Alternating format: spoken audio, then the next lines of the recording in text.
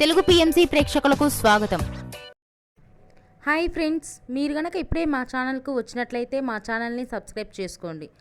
Subscribe చేయడంతో పాటు పక్కనే ఉన్న బెల్ ఐకాన్ని క్లిక్ చేయండి.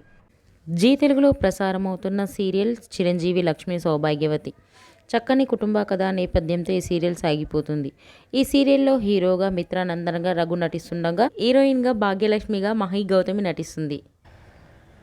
మీ మిత్రకు సంబంధించిన కొన్ని లేటెస్ట్ ఫొటోస్ని ఇప్పుడు మనం కూడా చూసేద్దాం.